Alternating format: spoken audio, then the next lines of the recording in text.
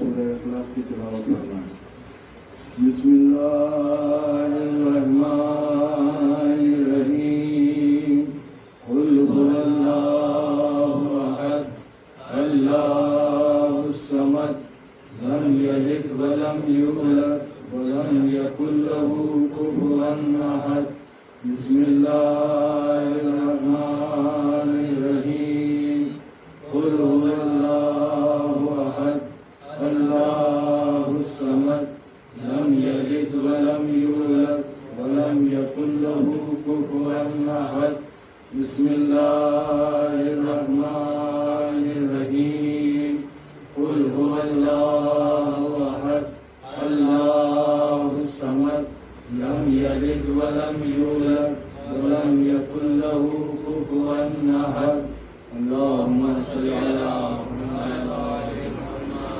بسم اللہ الرحمن الرحیم، قل اعوذ برب الفلق من شر ما خلق ومن شر غاسق اذا وقب ومن شر النفاثات في العقد ومن شر حاسد اذا حسد۔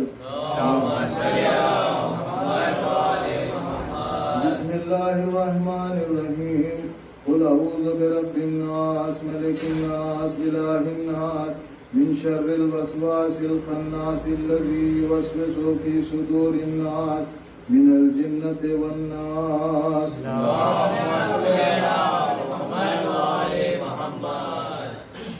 بسم اللہ الرحمن الرحیم، اللهم انفعنا ورفعنا بالقرآن العظیم واهدنا بما تلون من الآيات والذكر الحكيم وتقبل منا قراءته إنك أنت السميع العليم ولا تضرب به وجوهنا يا إله العالمين ويا خير الناصرين۔ اللهم اجعل القرآن لنا في الدنيا قرينا وفي القبر مؤنسا وفي القيامة شافعا وعلى الصراط جوادا وفي الجنة رفيقا ومن النار سترا وحجابا وإلى الخيرات كلها دليلا۔ اللهم آتنا ببركة القرآن خير الدارين وارزقنا بحرمة القرآن زيارة الحرمين وشفاعة سيد الثقلين في الكونين۔ اللهم صل على محمد وآل محمد وعجل فرجهم وأهلك عدوهم من الجن والإنس من الأولين والآخرين واحشرنا في زمرتهم وتحت لوائهم وتقبل فينا شفاعتهم واجعلنا فائزين بدولتهم ورجتهم وارزقنا توم فرجهم وتجاوز عن سوء ما عندنا بحسن ما عندهم واقض حاجاتنا بحرمتهم واقر عيوننا برؤيتهم واشف مرضانا واحفظ مسافرينا وانصرنا على من ظلمنا وعادانا واغفر لنا ذنوبنا ويسر لنا امورنا وفرج عنا همومنا واكشف عنا غمومنا وإلى الخيرات كلها دليلا۔ اللهم آتنا ببركة القرآن خير الدارين وارزقنا بحرمة القرآن زيارة الحرمين وشفاعة سيد الثقلين وارزقنا فرج عنا همومنا واكشف عنا غمومنا واقض عنا ديوننا واكفنا ما همنا من أمور دنيانا وآخرتنا إنك على كل شيء قدير وبكل شيء خبير۔ آمين آمين يا رب العالمين۔ وسلم تسليما كثيرا كثيرا وصل على محمد وآل محمد۔ آپ حضرات سے التماس ہے کہ ایک سورہ فاتحہ تقیہ فاطمہ مرحومہ بنت محمد عابد علی صاحب مرحومہ کے روح کو وصال کرنا۔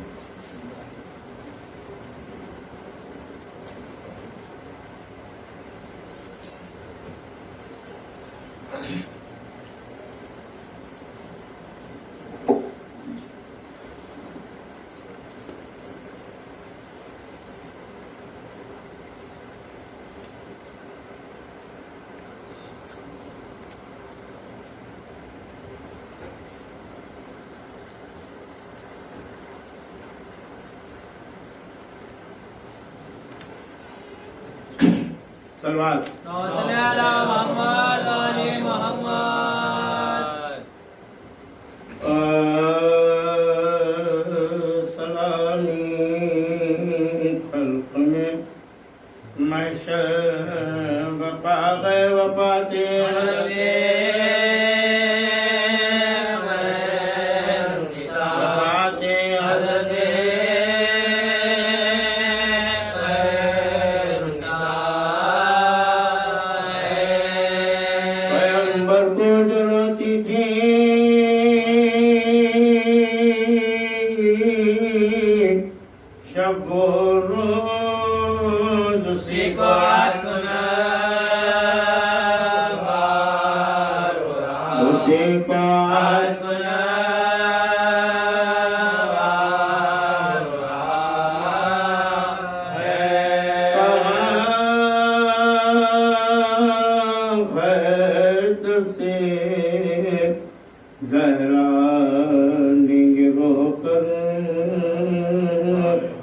کے ساتھ اپنا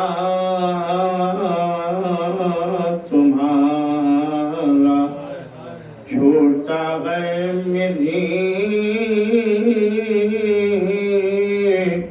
دو بیٹیاں گئے اور دو بیٹے یتیمی کارے کو سامنا یتیمی کارے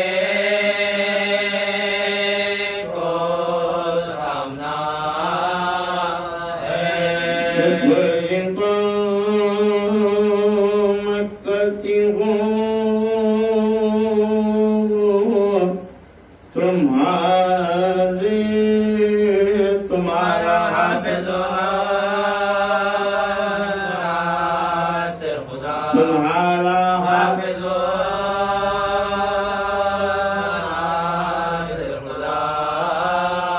ہے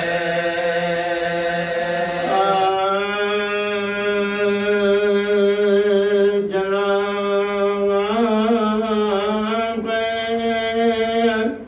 بلقیس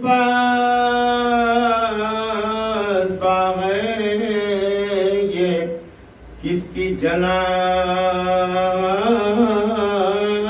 ہے مریم درود خواہ ہے یہ کس کی جناب ہے شاہ خدا آیا گئی کس کی جناب ہے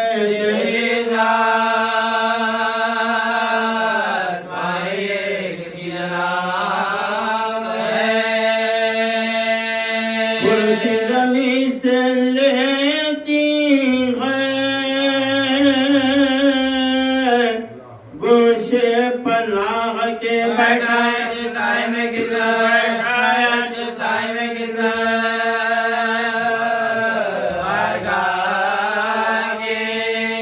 بیٹے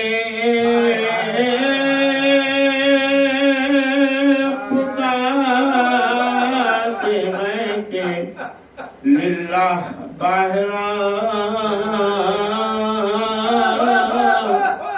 امانا اتنا غلام پر کھانا کہاں گئے بلا لائے ہم بتا کپڑے مارتے نہیں تو گلے لگا ہم کپڑے مارتے نہیں تو گلے لگا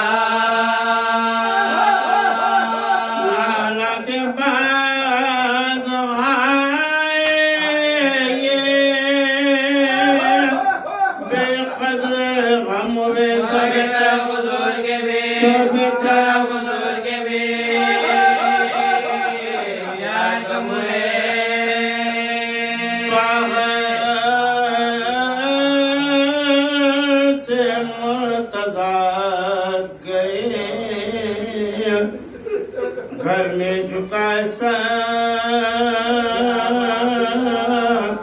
موٹھا پہ رو رہی تھی اکیلے وہ خوشیاں دینے لگے پیامے عرب شاہ پر گھبرا کے بولے کروں کیا میں بے بیدار میں آنکھیں بولی ہائے کروں کیا میں بے بیدار خواب میں مار ہوئے تو مر جاؤ یا علی بابا کا سور لے کے کتاب بابا کا سور لے کے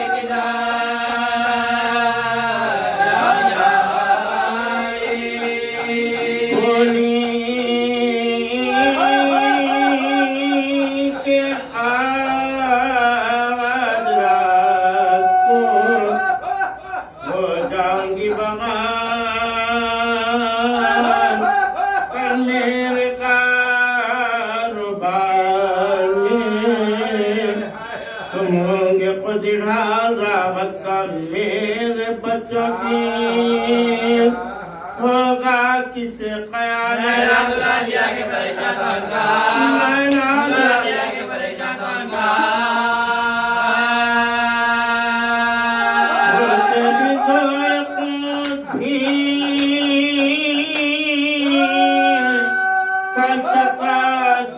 چلی شیرانہ دیکھا ہے کیا شیرانہ دیکھا ہے کیا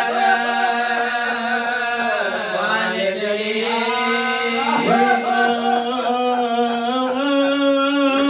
خلق محلے میں محشر بپا ہوا اپنے پر آئے دوڑ کے ہائے ہائے کیا ہوا فضا پکاری سیدہ کعبہ قیا ہوا بدل پاک کا ماتم ذرا ہوا خدرا بدل پاک کا ماتم ذرا ہوا ساتھی خلق سے دیکھنے والوں کی پھٹ گئی مور کے موقع مردے کے جائے مور کے موقع مردے کے جائے آئے میری پاکا سلیلہ میری پاکا کشمیری ناتا رمہ جان آئے میری بے دوا میری بیمار رمہ جان آب کی آبرو میری سردار اماں جان اے میری صابرہ میری ناچار رمہ جان میری صابرہ میری ناچار رمہ جان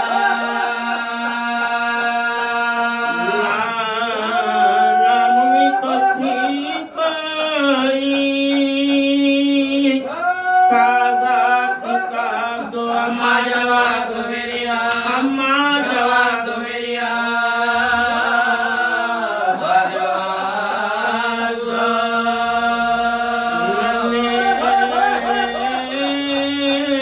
سے سر کھلے ہیں نہیں سر پر ٹوپیاں کہتے ہیں کچھ تو منہ سے نکلتا ہے ہائے ماں لکھا ہے جب جناز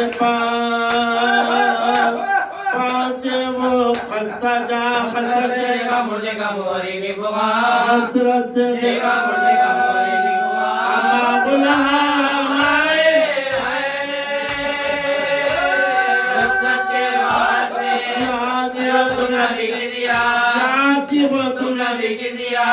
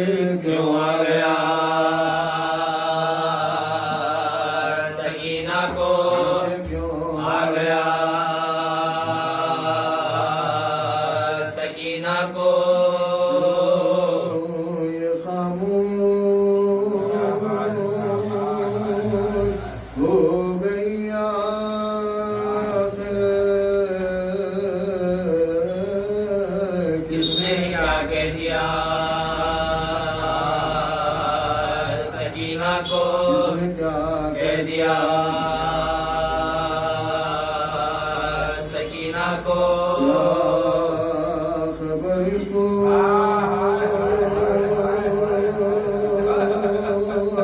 क्या हुआ बेटा, देखो आमिर जरा,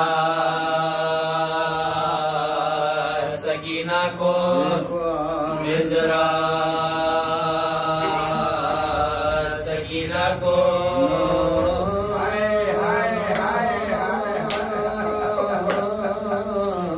शिकायत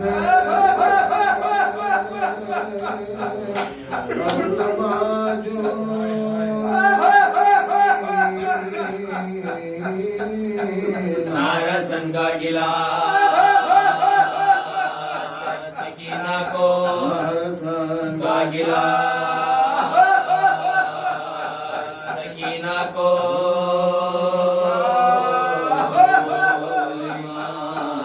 क्या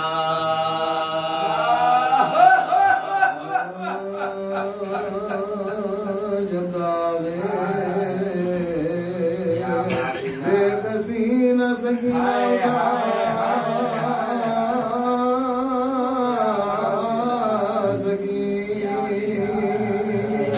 और दर्दे दिल खौफ के मारे सुना सकी, आए तमाचे शिमर जब तक के खा सकी,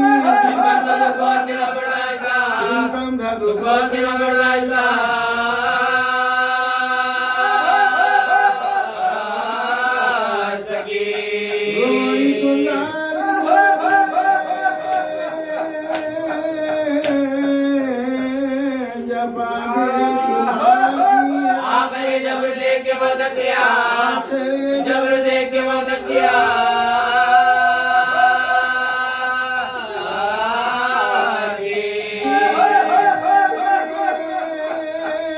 समा गया था जो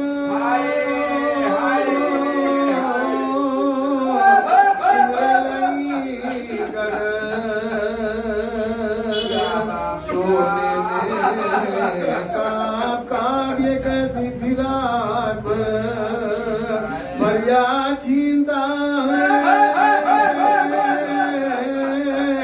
वो हर शिमरे बगवाया आता है अपने साथ चुम जाके मैं, आता है अपने साथ चुम जाके मैं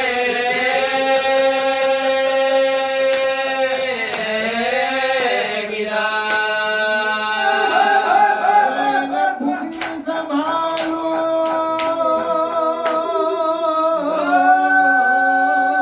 कलेजा धड़कता है सज्जाद भाई देखो ये गोली गुरा, भाई देखो ये गोली गुरा, भाई देखो ये गोली गुरा,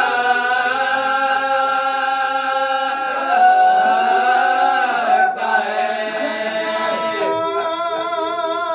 आस लगती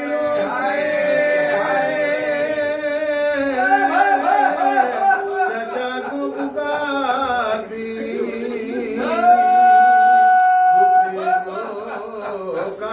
शायदा को पुकारती आता न जब कोई तो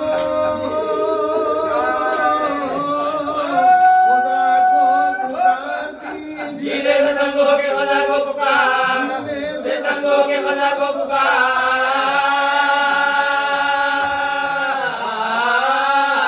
दी।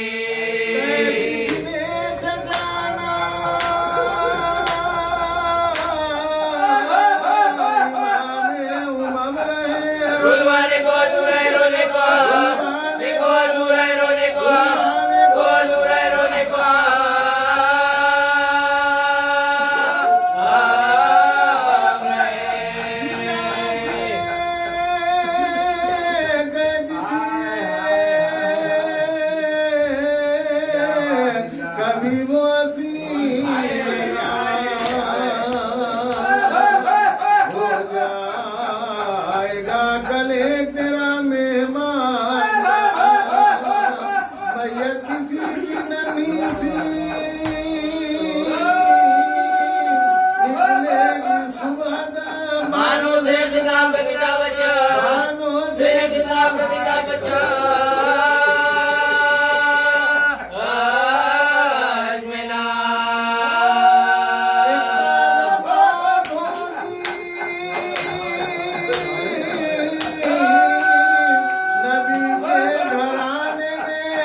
لوٹو کی آج کی شفاعت خواہ لوٹو کی آج کی شفاعت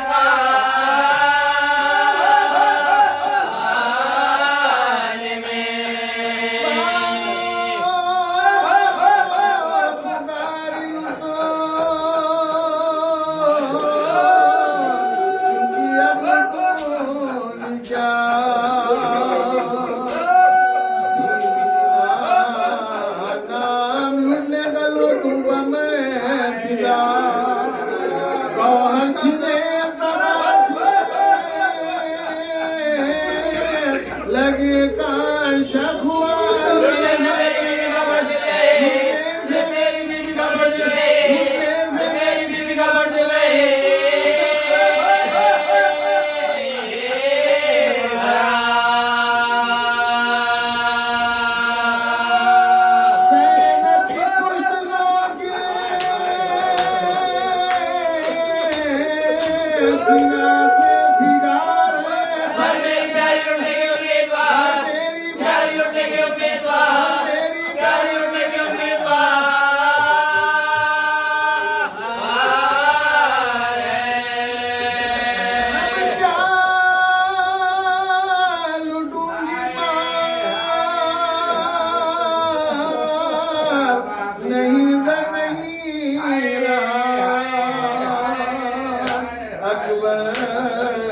نہیں رہا لیا نہیں رہا رہنے کو خیر خانہ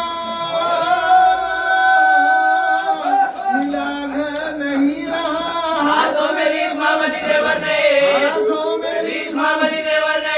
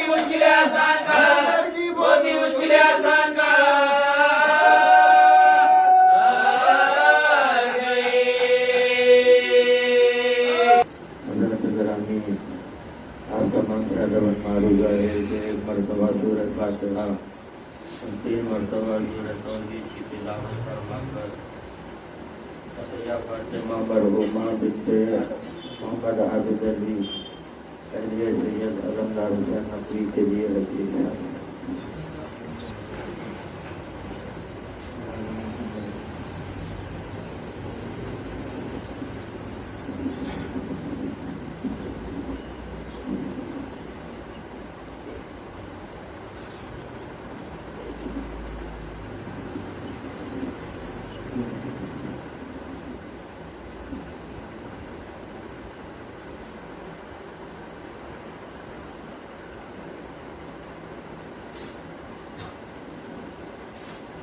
ولا قوة إلا بالله العلي العظيم. أعوذ بكلمات الله التامات من شر ما خلق. بسم الله الرحمن الرحيم. نحمده ونصلي على رسوله الكريم ووليه العظيم وهذه مالت يدين الأطهرين صلوات الله عليهم أجمعين ولعنة الله على أعدائهم وقتلتهم أجمعين من الآن إلى يوم الدين. أما بعد، سئل عن قوله سبحانه وتعالى ليحيينه حياة طيبة، فقال أمير المؤمنين علي عليه الصلاة والسلام هي القناعة. صلوات بھیجیے گا محمد.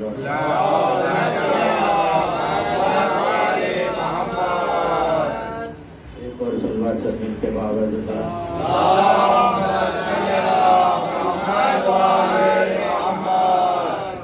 حضرات گرامی قدر، معزز سامعین کرام، محترم عزیزان، عزاداران مظلوم کربلا، حضرت سید الشہداء علیہ السلام، مجلس اعزا مجلس ترحیم کے عنوان سے ایصال ثواب کے لیے جن مومنہ مرحومہ کے لیے منعقد کی گئی ہے، تو سب سے پہلے تو میں اپنا یہ فریضہ جانتا ہوں کہ مرحومہ کے تمام تر رواحقین، ان کے والد محترم، ان کے برادران، ان کے خاوند، ان کے تمام بچے اور جتنے بھی اعزاء و اقارب ہیں، سبھی کی خدمت میں تعزیت و تسلیت پیش کرتا ہوں، یہ کہتے ہوئے کہ دنیا میں جو بھی آیا ہے اسے ایک نہ ایک دن جانا ضرور ہے. موت سے کس کو رستگاری ہے، آج وہ کل ہماری باری ہے. ہر ایک کو اس دنیا سے جانا ضرور ہے، لیکن کیا کردار لے کر جائے، کیا ہے، کس طرح سے انسان زندگی گزارے. موت پر تو بہت گفتگو ہوتی ہے. دنیا موت کا غوغا اور شور مچائے ہوئے، موت کو ایک خوفناک چیز بنا دی گئی. جی موت خوفناک چیز ہے ضرور، لیکن دشمنان علی کے لیے، اہل بیت اطہار کے جاننے والوں کے لیے تو موت لمحہ عید ہوتی ہے. اس لیے کہ جن ہستی کے فضائل و کمالات سن کر ہمیشہ مسرور و خوش ہوا کرتے تھے، موت وہ موقع دیتی ہے کہ اس ہستی کا دیدار کیا جائے. اور عزیزان گرامی، اسی مناسبت سے مجلس ایصال ثواب ہے تو یہ جملہ بھی کہتا ہوا چلوں کہ ہم جو ایصال ثواب کرتے ہیں اپنے مرحومین کی مغفرت کے لیے نہیں، بلکہ ان کے مدارج کے اعلیٰ ہونے کے لیے کرتے ہیں. اس لیے کہ حدیث اس بات کی گواہ ہے کہ جو کوئی بھی آل محمد کی محبت میں مرتا ہے وہ مغفور جاتا ہے دنیا سے. یعنی پہلے مغفرت ہوتی ہے، اس کے بعد موت آتی ہے. من ماتا اللہ حب آل محمد ماتا مغفورا. تو عزیزان گرامی، مدارج کے اعلیٰ ہونے کے لیے جو ایصال ثواب کے طور پر اعمال و عبادات انجام دیے جاتے ہیں، اس کی ایک طولانی فہرست ہے. ان میں نمایاں چیزیں ہمارے مسلک سے جو وابستہ ہے، اس میں تلاوت کلام الہی ہے اور چند نمازیں ہیں جو اہل بیت اطہار نے تعلیم دی ہیں. اسی کے ساتھ ایک امتیازی عبادت جسے مجلس عزائے حسین کرتے ہیں. تمام تر عبادتیں اپنی جگہ، ان کی فضیلتیں، ان کی خوبیاں اپنی جگہ، ان کے خصائص، ان کے امتیازات اپنی جگہ. کسی عبادت کو ہم سبک نہیں کرتے، لیکن مجلس عزا وہ امتیازی عبادت ہے. اسے امتیاز اس لحاظ سے حاصل ہے کہ کہیں بھی کسی عبادت کے لیے آپ کو قول معصوم نہیں ملے گا کہ تم یہ عبادت انجام دو گے تو ہم تمہاری عبادت سننے یا دیکھنے کے لیے آ جائیں گے. لیکن مجلس عزا وہ امتیازی عبادت ہے کہ جہاں شہزادی کونین کا بیان ملتا ہے کہ جہاں کہیں بھی فرش عزائے حسین بچتی ہے. تو عزیزان گرامی، اس امتیاز کا کوئی دوسری عبادت حاصل نہیں. اور پھر جہاں مجلس عزا ہوتی ہے وہاں تخصیص اور تاکید کے ساتھ میں یہ بیان کر دیتا ہوں کہ عام طور پر عناوین تجاویز دیے جاتے ہیں کہ یہ عنوان ہو، یہ عنوان ہو. تمام تر بحثیں اپنی جگہ، اپنے اپنے نظریات اپنی جگہ. پہلے ہی مجلس عزا کا عنوان طے ہو چکا. حبیب کبریا کا فرمان ہے کہ زینوا مجالسکم بذکر علی بن ابی طالب. اپنے مجالس کو زینت دو علی کے ذکر سے. تعین ہو چکا، یعنی اللہ کا حبیب جو کہے وہ تو مشیت کی آواز ہے. تب عزیزان گرامی، اسی مناسبت سے میں نے مولا متقیان امیر المومنین حضرت علی بن ابی طالب لسان عودت سے جاری ہونے والے ان نورانی کلمات کی تلاوت کا شرف حاصل کیا جو نہج البلاغہ کی زینت ہے، جہاں مولا سے آ کر ایک سائل سوال کرتا ہے کہ مولا قرآن میں یہ جو آیت موجود ہے سورہ نحل کی آیت کی تلاوت کرتا ہے کہ جہاں یہ بیان ہوتا ہے کہ من عمل صالحا من ذکر او انثی وہو مؤمن لیحیینہ حیاتا طیبہ، کہ جو کوئی بھی عمل صالح انجام دے چاہے وہ مرد ہو یا عورت ہو، تو اسے پروردگار عالم ایک شرط کے ساتھ بیان کر رہا ہے کہ وہو مومن، شرط یہ رکھی گئی کہ چاہے مرد عمل صالح انجام دے یا عورت عمل صالح انجام دے، شرط رکھی گئی کہ وہ مومن ہو۔ اب یہ لفظ مومن کو آ کر دنیا رک جاتی ہے، گھبرا جاتی ہے، ایمان کی کئی تعریفیں بیان کی جاتی ہیں کہ ایمان اسے کہتے ہیں اسے کہتے ہیں۔ ہم کہتے ہیں کہ تمام تر لغات اپنی جگہ، آپ کے اپنے مفاہیم اپنی جگہ، لیکن ایمان کی تعریف اللہ کا حبیب کیا بیان کر رہا ہے یہ کہتے ہوئے کہ حب علی ایمان و افضل الایمان، جی علی کی محبت کا نام ایمان ہے، اور ایمان کے تمام تر مدارج میں افضل ترین مقام پر رکھا گیا محبت علی۔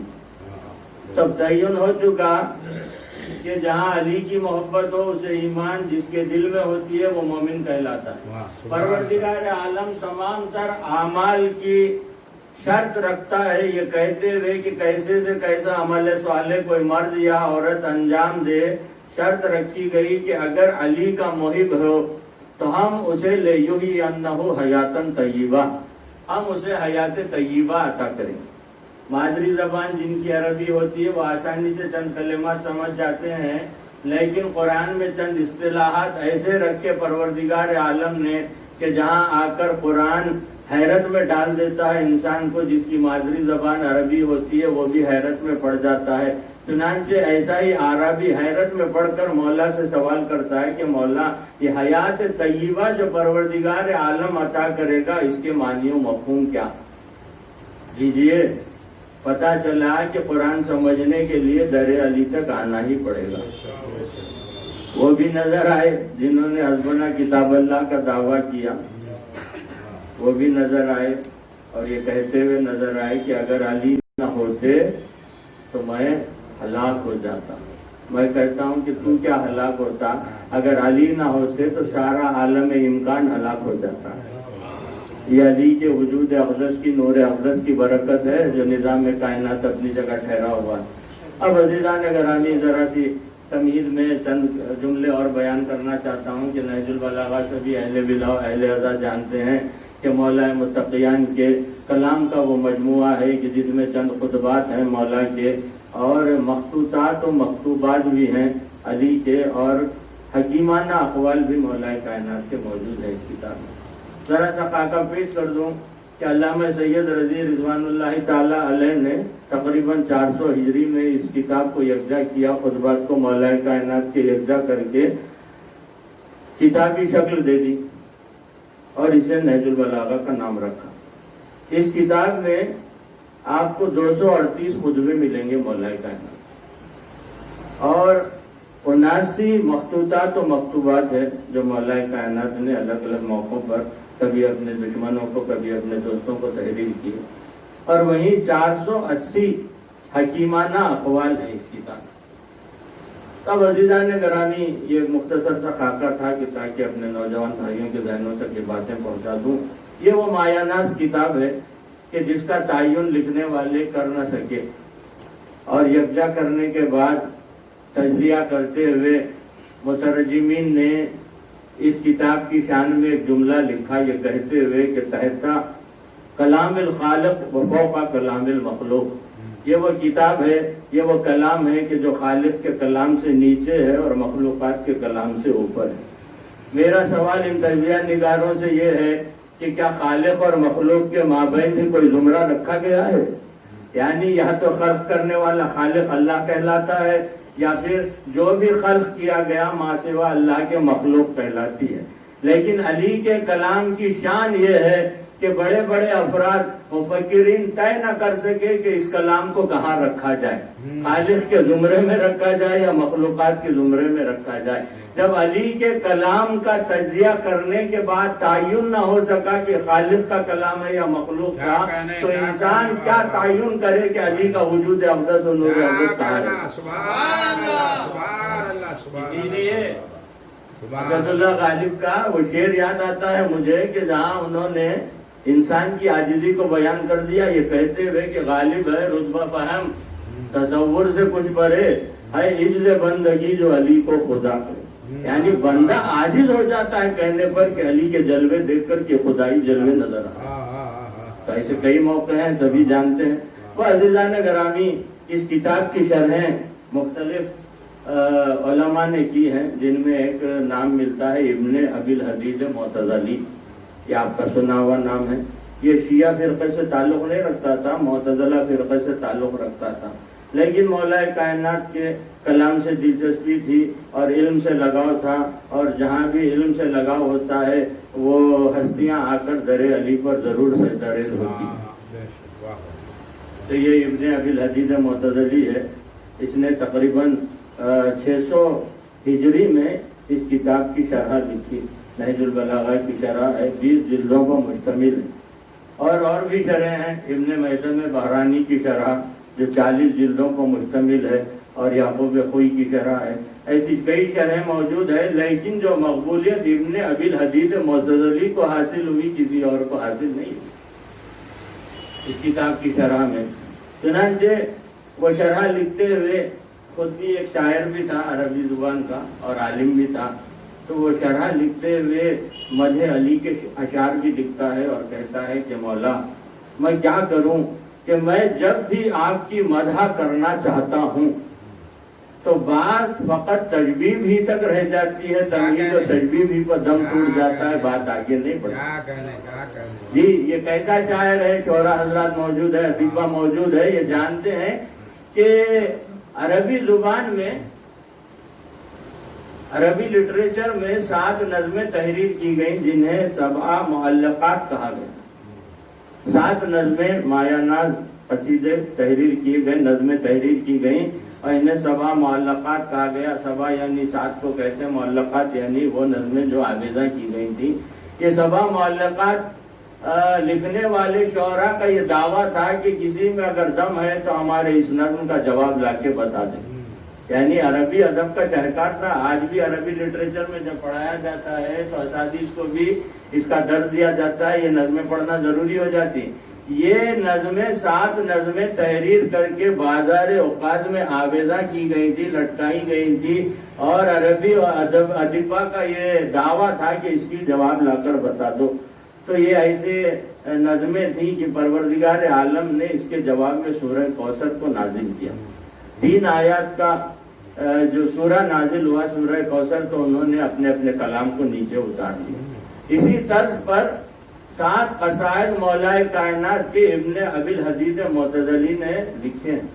7 قصیدے مولا کی شان میں لکھتا ہے، اور ایسے مقبول ترین قصائد ہیں کہ آج بھی آپ نجف اشرف جاتے ہیں، جو بھی نہیں گئے انہیں مولا جلد بلائے، اور جو جاتے ہیں انہیں بار بار بلائے، کہ وہاں مولا کے روضے میں گنبد کے اندر اس کے اشعار تحریر ہے ابن ابی الحدید معتزلی، وہ مقبولیت حاصل ہوئی۔ کئی مرتبہ نجف اشرف کا رینوویشن ہوا اور تزئین نو کی گئی، لیکن کبھی بھی اس کے اشعار کو اتارنے کا کسی عالم شیعہ عالم نے حکم نہیں دی، یعنی وہ مقبولیت حاصل ہے اس کے اشعار۔ ایسا شخص کہتا ہے کہ مولا 7 قصیدے لکھنے کے بعد، عربی ادب کے شاہکار قصیدے علی کی فضیلت میں لکھنے کے بعد کہتا ہے کہ مولا میں جب بھی آپ کی مدح کرنا چاہتا ہوں بات تمید و تجوید تک ہی رہ جاتی ہے، آگے بڑھ ہی نہیں پاتی ہے۔ یعنی علی کے کمالات تو دیکھیے، بڑے سے بڑا شاعر عاجز ہو جاتا ہے۔ چنانچہ مجھے حضرت انیس کے وہ اشعار یاد آتے ہیں جہاں وہ کہتے ہیں کہ کیوں کر بیاں ہو شوکت و شان پیمبری، عاجز ہے یہاں فرزدق و حسان و ہمیری، طاقت یہ کس میں ہے کہ لکھے زور حیدری، دوڑے قومت قامت و کھائے سکندری۔ قرآن میں جن کا وصف مقرر خدا کرے، اس کی زبان سے پھر بشر ان کی ثنا کرے۔ یعنی یہ وہ ہستیاں ہیں کہ جن کے لیے لسان کبریا چاہیے یا لسان عظمت چاہیے۔ سب عزیزان گرامی، یہ نہج البلاغہ ہے اور ایسے کئی موقع آتے ہیں اور طولانی تشریحات یہاں پر میری نگاہوں کے سامنے آ جاتی ہے۔ میں اتنا عرض کرنا چاہتا ہوں کہ مولا کائنات سے آ کر اسی نہج البلاغہ میں اس عبارت کو محفوظ کیا گیا کہ سائل سوال کرتا ہے کہ لے یحیینہ حیاتن طیبہ، کہ مولا جب کوئی مرد مومن یا مومنہ عورت کوئی عمل صالح انجام دیتی ہے تو پروردگار عالم اسے حیات طیبہ عطا کرتا ہے۔ اس حیات طیبہ سے مراد کیا ہے؟ تو مولا جواب دیتے ہیں کہ ہی القناعہ، یہ حیات طیبہ وہ ہے کہ پروردگار عالم مومن مرد اور مومن عورت کو ہماری محبت کے سبب سے حیات طیبہ عطا کرے گا۔ حیات طیبہ سے مراد یہ ہے کہ اس کی زندگی قانع ہوگی، قناعت پر مبنی ہوگی۔ یعنی دیکھیے آپ، بڑے طول اس میں چاہیے کہ اس کی شرح بیان کی جائے کہ آپ کے نظروں میں بھی ہے کہ ارب پتی، کروڑ پتی، مال و دولت و ثروت کے لوگ جو ہوتے ہیں وہ لوگ بھی ایسی منزلیں نظر آتی ہیں کہ جہاں دولت رکھ کر بھی پریشان نظر آتے ہیں، لیکن محبت علی کی جب دولت دل میں آ جاتی ہے تو ایسا شخص تنگس بھی نظر آئے تو اس کی زندگی میں خیر و برکت ہوتی ہے۔ یہ بات آپ بھی غور کر سکیں گے۔ میں عموماً بچپن ہی سے غور کرتا تھا، میں دیکھتا تھا کہ جو عزاداری میں منہمک رہتے تھے تو ایسے افراد دیکھنے میں تو آمدنی بڑی ہی قلیل ہے اور تنگستی بھی نظر آتی ہے، لیکن ان کی زندگیوں میں بڑی خیر و برکت ہوا کرتی ہے۔ یہ محبت علی اور ادا حسین کی دولت ہے، یہ جسے ملتی ہے وہ دنیا کی دولت کو خاطر میں نہیں لاتا۔ ضروریات زندگی قصب حلال سے پورا کرنا ضروری ہے، کریں آپ۔ اب اس کی شرح میں بات آ جاتی ہے کہ اس کا مطلب نہیں کہ آپ ہاتھ پر ہاتھ دھر کے بڑھ جائیں کیونکہ ہم قناعت پسند ہے، جی نہیں۔ آپ اپنی استطاعت بھر قصب معاش کے لیے جائیں اور حلال طریقے سے مزدوری کمائیں، اور جب کمانے کے بعد جو بھی آپ کو دولت ملے گی محبت علی کے سبب سے پروردگار عالم اس میں خیر و برکت عطا کرے گا۔ سبحان اللہ، سبحان اللہ۔ یہ میرے مشاہدے میں بھی ہے، میں اس کی کئی مثالیں دے سکتا ہوں۔ میں نے دیکھا ہے، بچپن ہی سے غور کرتا تھا کہ ایسے عزادار و مومنین جن کے پاس سواری نہیں ہوتی تھی، پیدل عزاداری میں مصروف، ایک کے بعد ایک فرش ادا پر جاتے ہیں، مجلس ادا میں شرکت کرتے ہیں، لیکن ان کی زندگیوں میں بڑی خوشیاں دیکھی میں نے۔ اولاد کا سکون، گھر میں بہار، حالانکہ تندرستی ہے لیکن چٹنی روٹی کھا کر بھی خوش رہا کرتے ہیں ایسے افراد۔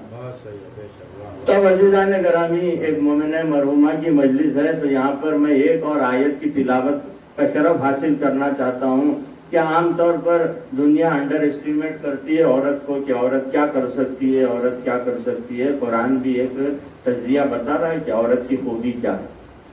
چنانچہ بیان ہوا سورہ آل عمران ہی کی آیت ہے کہ جہاں بیان ہوتا ہے کہ وَإِذْ قَالَتْ امرأة عمران، کہ جب عمران کی زوجہ نے یہ کہا، اے حبیب آپ یاد کیجئے اس وقت کو کہ جب عمران کی زوجہ نے کہا کہ رب انی نظرت لک ما فی بطنی محررہ، جو کچھ بھی میرے شکم میں ہے میرے معبود، میں تیری نظر کرتی ہوں کہ یہ تولد ہو جائے تو میں تیرے گھر کی خدمت کے لیے اسے وقف کر دوں گی۔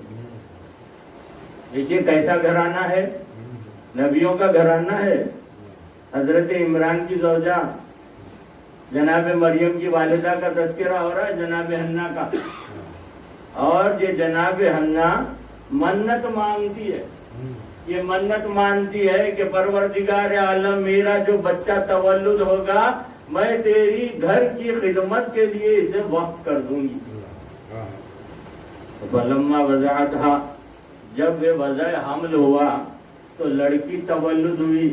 جیسے ہی لڑکی تولد ہوئی جناب حنا کا دل بیٹھ گیا اور بارگاہ احدیت میں کہتی ہیں کہ باری الہ میں نے تو یہ منت مانی تھی کہ میں تیرے گھر کے لیے وقف کر دوں گی، لیکن یہ ہوا کیا کہ لڑکی ہو گئی۔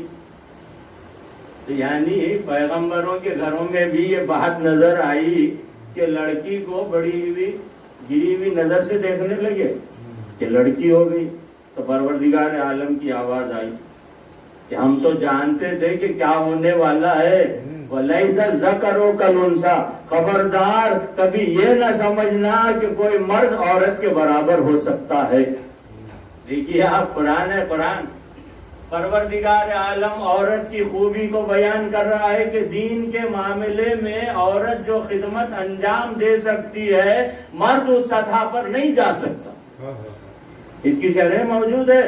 اب عزیزان گرامی، بڑے بڑے گھرانے ہم نے دیکھے کہ بڑے ایسے گھرانے کے جہاں بغیر استخارے کی کوئی بات کا فیصلہ نہیں لیا جاتا، وہاں بھی خواہش ہوتی ہے، دادا دادی نانا نانی کی خواہش کہ لڑکا پیدا ہو۔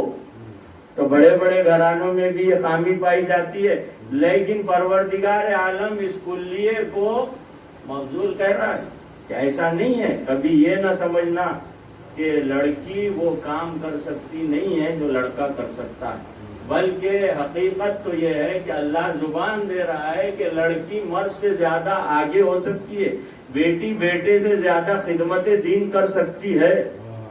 اب اس کی مثالیں ہیں طول تاریخ میں، جناب حضرت مریم ہی کو دیکھ لیجئے، اور پھر چلتے ہوئے اہل بیت اطہار کا گھرانہ جب آتا ہے تو شہزادی کونین ہے، رسالت مآب ہے۔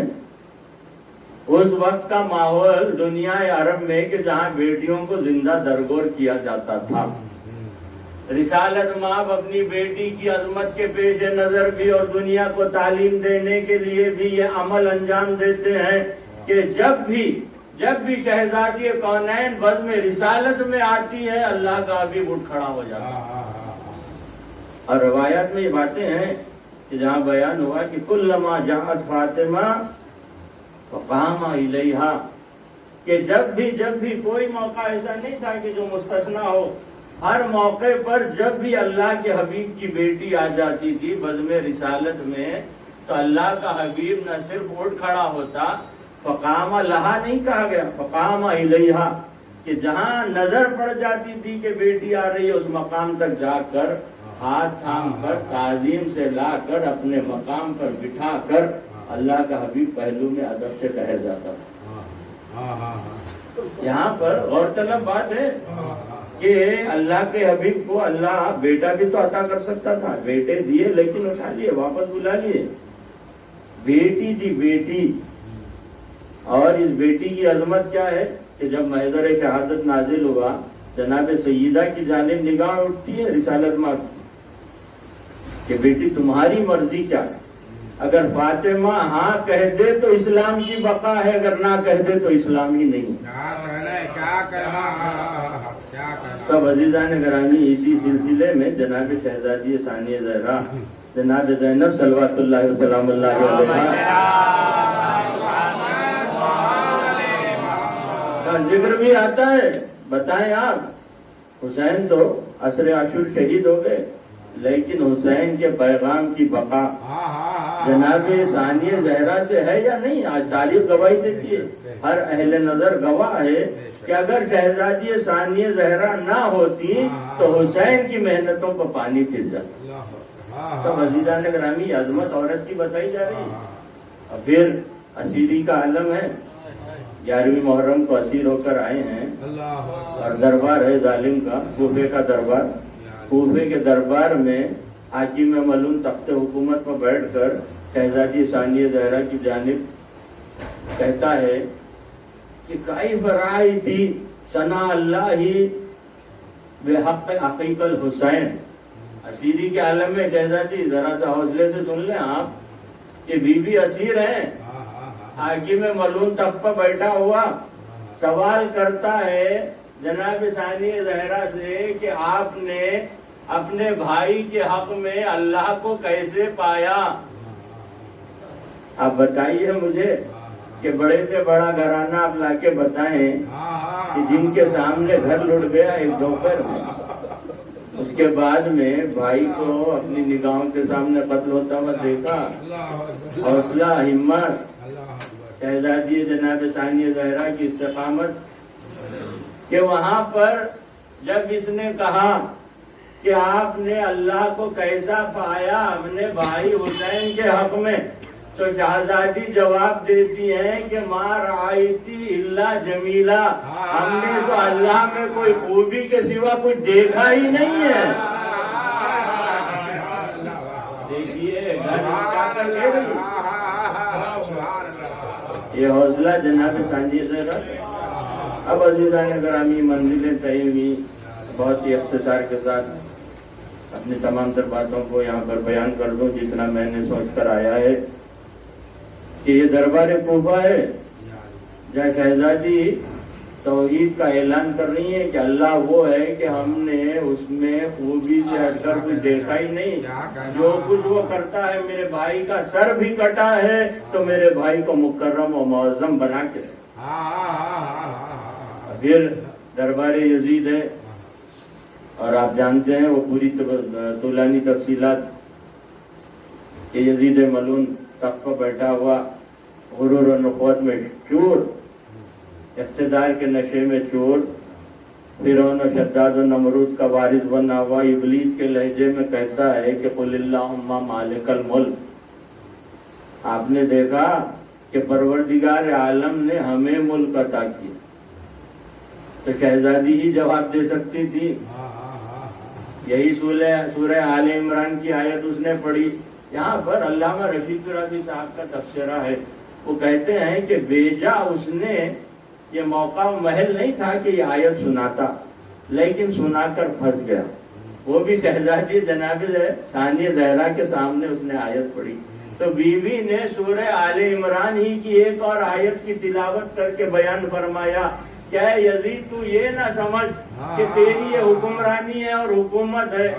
اور پھر آیت شہزادی نے پڑھی یہ کہتے ہوئے کہ وَلَا يَحْسَبَنَّ الَّذِينَ كَفَرُوا أَنَّمَا نُمْلِي لَهُمْ، کہ خبردار کافر یہ گمان نہ کرے کہ پروردگار عالم نے انہیں جو یہ وقت دیا ہے ان کی یہ حکمرانی اس لیے نہیں ہے کہ خیر لانفسہم، اس میں ان کے نفوس کے لیے کوئی خیر نہیں رکھا گیا.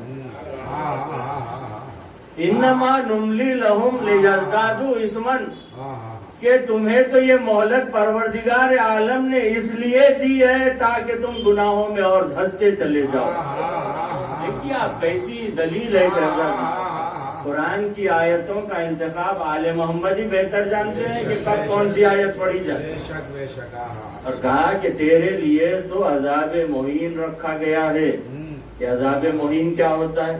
عذاب کی بھی قسمیں ہیں قرآن میں، عذاب علیم، عذاب عظیم، عذاب مہین، یعنی تیرے لیے اہانت والا عذاب رکھا ہے اللہ نے. تو اہانت کے ساتھ حکومت کرے گا، اہانت کے ساتھ اس دنیا سے جائے گا، اور جانے کے بعد بھی تیری جب بھی نام لیا جائے گا اہانت کے ساتھ لیا جائے گا. آج دیکھ لیجیے آپ، یزید کا نام رکھنا داخل دشنام ہو گیا. کوئی نہیں رکھتا، سب کچھ تعریف بھی کرتے ہیں، رضی اللہ کہنے والے بھی گھبراتے ہیں نام رکھتے ہوئے. کیا کہنے اور رضی اللہ کہنے والے بھی اہانت کا شکار نظر آئے. کیوں؟ پروردگار عالم کا وعدہ ہے کہ جو بھی دشمن اہل بیت ہوگا اسے ذلیل کر کے رہوں گا. تو عزیزان گرامی، تو میں یہی کہنا چاہتا ہوں کہ ایک مومنہ مرحومہ آپ سبھی جانتے ہیں، علمدار بھائی کی زوجہ اور عابد بھائی کے گھرانے کی تربیت کی تو میں تعریف کروں گا کہ ان کے بیٹے یہ کچھ اخلاق، خود وہ بھی مؤدب شخصیت ہے، اور پھر بچیوں کو ایسی تربیت دی کہ آج نام روشن کر کے گئی. البر حسن الخلق، کہ احسان کرنا اخلاق کے اعلیٰ مدارج میں شامل ہوتا ہے. تب کیسے کیسے احسانات میری نگاہوں کے سامنے ہی ہیں کہ نصف شب سے زیادہ کا وقت ہو جاتا تھا. علمدار صاحب اپنے بچوں سے کہتے تھے تو گھر سے تازہ چائے تیار ہو کے آ جاتی تھی. کیوں؟ مومنین کی خدمت. لن تنالوا البر حتی تنفقوا مما تحبون، کہ تم اس وقت تک ابرار نہیں ہو سکتے جب تک کہ جو تمہیں چیز پسند ہے وہ اللہ کی راہ میں نہ دے دو. تو مومنین سے جو خدمت کا جذبہ تھا، خوش اخلاقی تھی، کہ کس سبب سے تھی؟ کہ علی کے چاہنے والے ہیں، حسین کے عزادار. تو عزیزان گرامی، عزائے حسین میں وہ عزت ملی کہ کبھی آپ نے یہ منظر بھی دیکھا ہوگا کہ مومنین آپ کو اپنے گھروں میں مجلس عزائے حسین کے لیے مدعو کرتے ہیں تو ان کے ہاتھ آپ کے قدموں تک آتے. بتائیے یہ عزت کہاں ملتی ہے؟ عزیزان گرامی، جو گھرانے کا تذکرہ ہے اس پر کیا مظالم گزرے.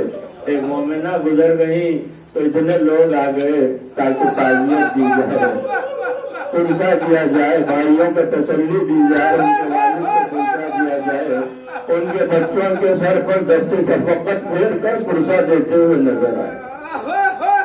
لیکن ہائے کربلا، فاطمہ کا لال یہی گلا کر رہا ہے کہ یہ گلا تم سے نہیں کہ پانی دیا نہ دیا، لیکن اکبر کا کسی نے مجھے پرسا نہ دیا. فاطمہ کے لال کے دل کی کیفیت تو دیکھیے کہ لاشوں کو لاشیں اٹھائے، یہاں تک کہ سجمائے کا لاشا بھی ہاتھوں میں اٹھا کر لایا. فاطمہ کا لال غربت و تنہائی بڑھتی گئی، اس قدر بڑھی اکبر نہ ہے، یہاں تک کہ ننھی سے قبر پہنچ گئے، گھر سے باہر گئے، تکبیر کھڑے ہوئے دامن کے باہر گئے. یہ گھرانہ وہ محترم گھرانہ تھا کہ جس کی تعظیم اللہ بھی کیا کرتا تھا. جبرائیل کو بھی حکم تھا کہ گھر پر جاؤ تو دروازے کو پہلے اجازت لینا، پھر جانا. موجودہ گھرانے میں کیا ساتھ کیا سلوک کیا گیا. اللہ کے حبیب کی آنکھ بند ہوئی، دروازے پر لکڑیاں جمع دی گئی اور پھر آگ لگا دی گئی. دروازہ چلتے ہوئے تو شکستہ ہونے لگا. تو وہ ظلم ہوا کہ میرے پاس لگ نہیں. ایک سخی آگے بڑھتا ہے، وہ عادت ہوتی ہے کہ دروازے تک اس کا قدم آتا ہے. اللہ کے حبیب کی بیٹی والے درو دیوار آتے یہ نوحہ کرتی ہے کہ سبت الایام صاحب اللہ عنہ، سبت الایام آشرنا لیا. میں یہی چاہتا ہوں کہ جناب سیدہ کے نوحے کے ہندو مصروں کی طرح کوئی بڑے سے بڑا شخص نہیں کر سکتا کہ وہ کون سی مصیبتیں تھی جو روشن پکڑتی تو جب ہائے تار میں تبدیل ہو جاتی. مینار سیدہ دیکھ رہی تھی کہ یہ آگ جو میرے دروازے پہ لگائی گئی ہے اس کا سلسلہ کربلا تک جائے گا. یہ آواز اسرار کا مجمع بھی کربلا تک جائے گا. حسین کے خیمے کو آگ لگاتی جائے گی. بالآخر وہی ہوا کہ حسین کے خیمے سے پہلے آل رسول سے معصوم بچے کربلا کے میدان میں منتشر ہو گئے. جس طرح سے تنبی ٹوٹنے پر دانے منتشر ہو جاتے بالخصوص معصوم سکینہ تو حسین کے سینے کو سویا کرتی تھی. کربلا کے میدان میں دوڑتی ہوئی کہ دامن میں آگ لگی ہوئی. پرسا یہ دیا گیا کہ تماچے لگائے گئے، سارے گردوارے یوں چھینے گئے. واہ بتا اسی طرح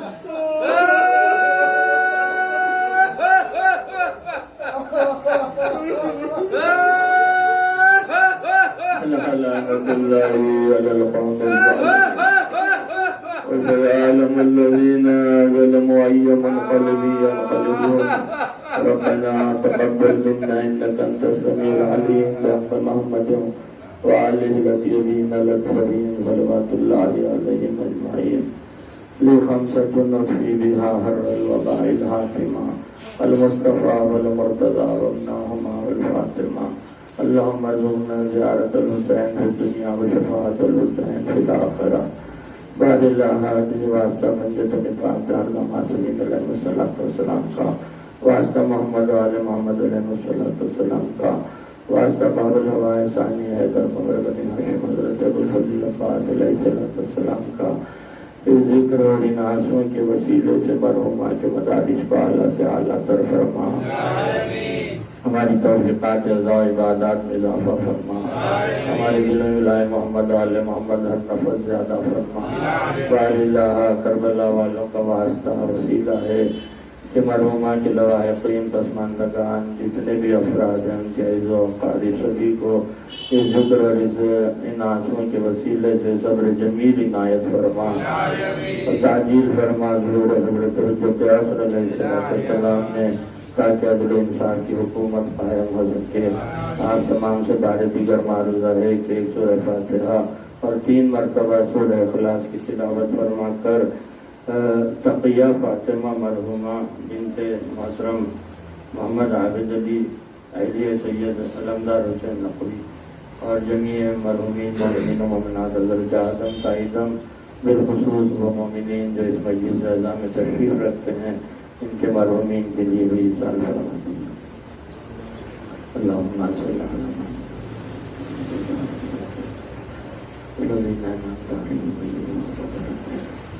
بسم اللہ الرحمن الرحیم۔ بسم اللہ الرحمن الرحیم۔